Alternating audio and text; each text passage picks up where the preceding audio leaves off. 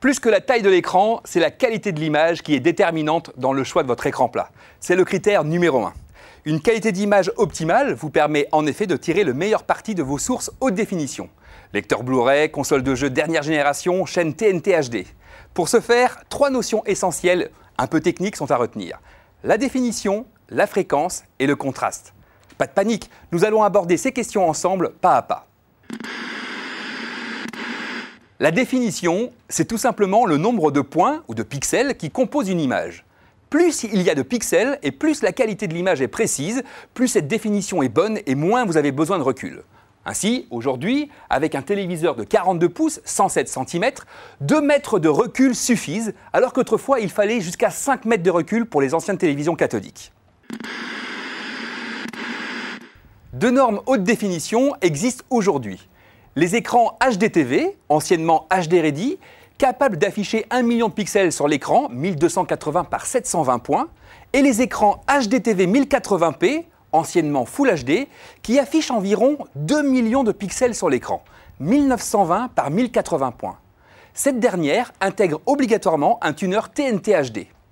Actuellement, avec 2 millions de pixels, le HDTV 1080p correspond donc à la meilleure définition possible sur un écran de télévision.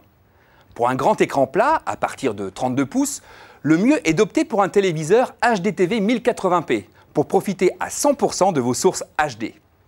Aujourd'hui, les chaînes de télévision diffusent gratuitement une partie de leurs programmes en haute définition sur des canaux dédiés.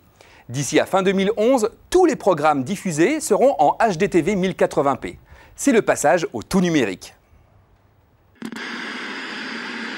La fréquence. La fréquence d'un écran de télévision est un autre critère important, notamment pour les amateurs de films d'action ou les retransmissions sportives. Plus la fréquence est importante et plus les déplacements des caméras et des personnages sont fluides.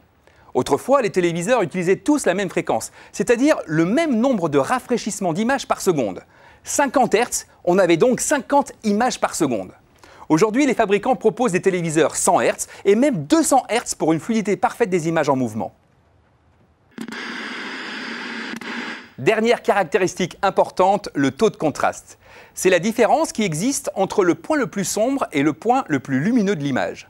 Ce taux de contraste doit être le plus élevé possible pour garantir une qualité d'image la plus proche de la réalité.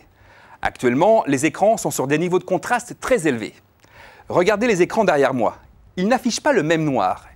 Ici, on a un taux de contraste de 50 000 pour 1 et ici 1 million pour 1. On a donc un noir beaucoup plus profond.